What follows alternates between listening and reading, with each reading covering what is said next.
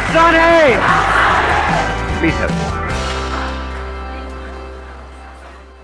Mentally strong कैसे होते हैं और मेंटली स्ट्रांग होने का मतलब क्या है, ये हमको मिल करके आज फाइंड आउट करना है।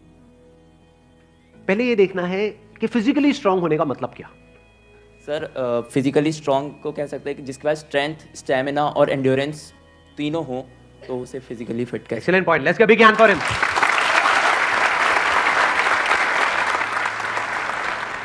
क्या हम ये कह सकते हैं उसकी मसल्स स्ट्रांग हो? हाँ, क्योंकि कुछ भी लिफ्ट करने के लिए, सही। वेट उठाने के लिए मसल्स का स्ट्रांग होना जरूरी है। मसल्स वीक होंगी तो आप नहीं कर पाओगे। हाँ। है ना, जो ओवरऑल स्ट्रक्चर है उसमें बोन्स भी आ गई, मसल्स भी आ गई, वो स्ट्रांग होनी चाहिए, उसको हम फिजिकल स्ट्रेंथ बोल सकते हैं।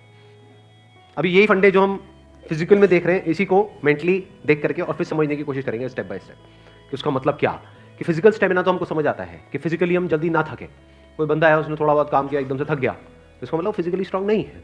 जैसे बहुत लोग होते हैं, जैसे ही अपनी फिजिकल ट्रेनिंग करते हैं, कुछ भी करते हैं, हल्का सा भी दर्द होता है तो छोड़ देते हैं, छुई मुई टाइप के, तो बड़ा दर्द हो रहा है। भाई दर्द नहीं होगा तो बनेगी कैसे, है ना। Right sir. तो हल्का सा भी कुछ होता है तो छोड़ देते हैं, एंड्योर नहीं कर पाते हैं पेन को। Yes sir. तो पेन को एंड्योर करने की जितनी हमारे अंदर पावर है उसको हम एंड्योरेंस बोल सकते हैं।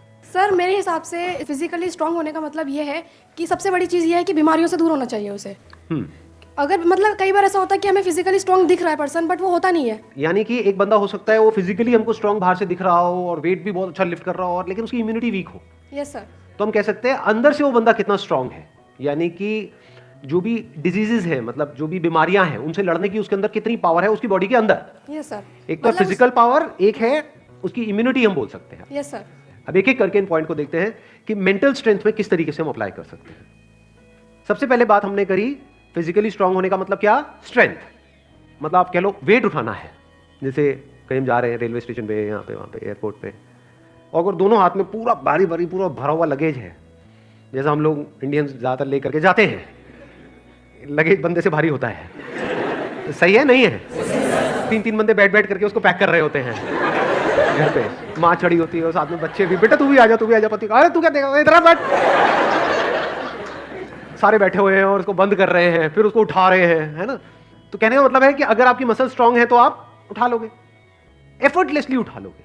इसी को तो फिजिकल स्ट्रेंथ कहेंगे।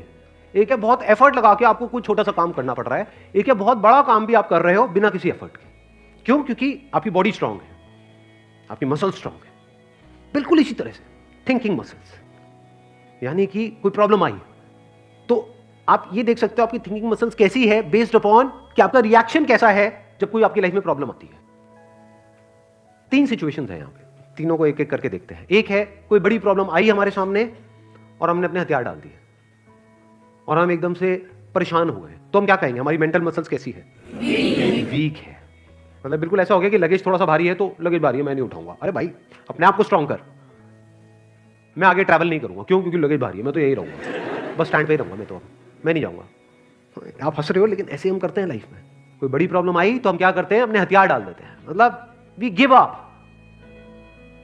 फेस ही नहीं करते हैं उस प्रॉब्लम को।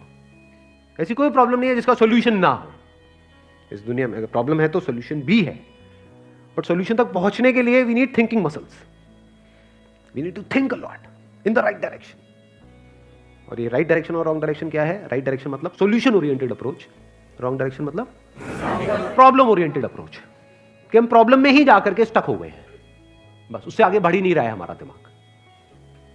इसको हम कह सकते हैं मेंटली हमारी जो मसल्स हैं वो वीक है, मेंटली हम वीक है।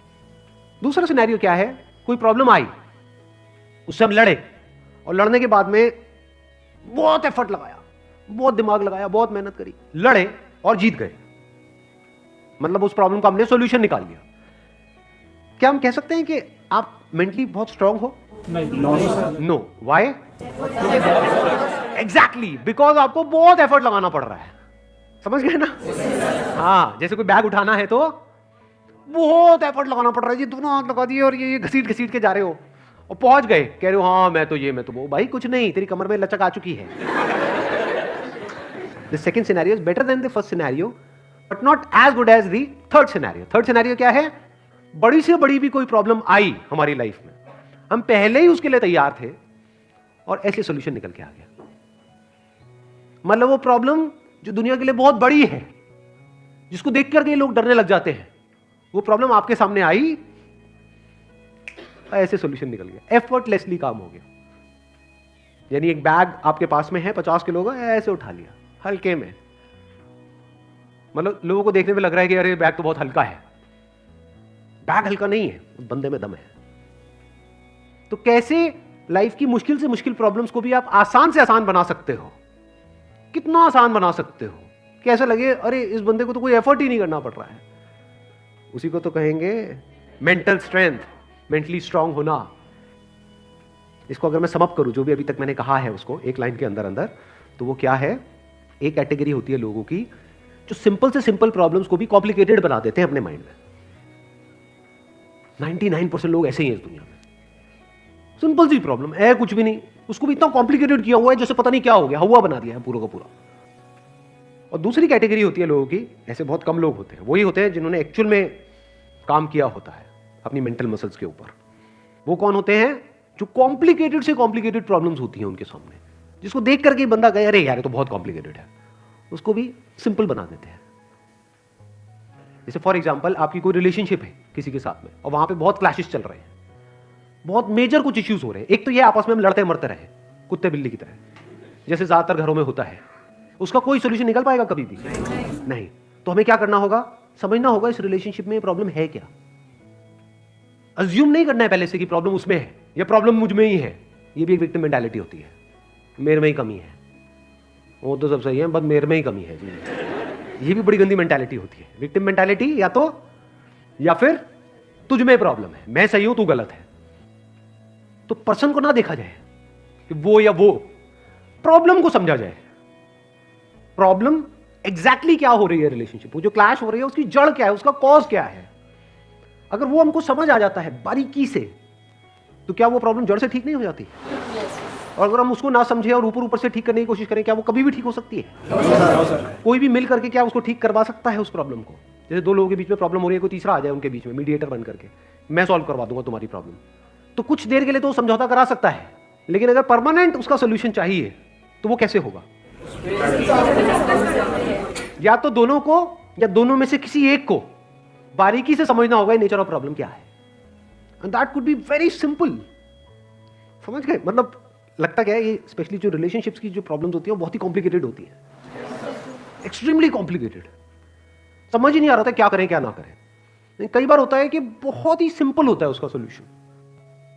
अगर मान लो मेरी किसी के साथ में रिलेशनशिप है, उसमें कोई प्रॉब्लम हो रही है, तो उसको बारीकी से ऑब्जर्व किया, अच्छा प्रॉब्लम हो क्यों रही है और इतनी बड़ी प्रॉब्लम क्यों हो रही है, उसकी जड़ क्या है। तो जब जड़ तक गया तो मैंने देखा कि अच्छा मैं कुछ इस तरह से बोलता हूं जहां से पूरा खेल शुरू होता है।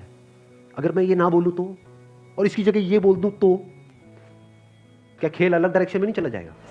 दोनों का अंडरस्टैंडिंग होना बहुत जरूरी है। आप कह रहे हो दोनों की अंडरस्टैंडिंग होना बहुत जरूरी है। हाँ जी सर।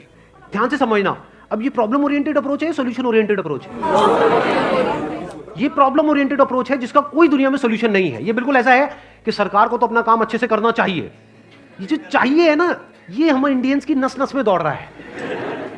सड़कों पे सबको अपनी गाड़ी ढंग से चलानी चाहिए, रेड लाइट पे सबको रुकना चाहिए, ये होना चाहिए, वो होना चाहिए, यहाँ पे सफाई होनी चाहिए, दोनों को एक दूसरे को समझना चाहिए, जो कभी नहीं होगा। तो क्या हो सकता है, इसका सोल्यूशन क्या है? ये हो गई प्रॉब्लम ओरिएंटेड थिंकिंग कि हमारी लड़ाई की जड़ क्या है, मैं तो उसको समझता हूं वो मुझे नहीं समझती। समझ गए ना? आ गई ना प्रॉब्लम। जबकि सोल्यूशन क्या है? मुझे ही समझना है, खत्म। Thank you so much for coming.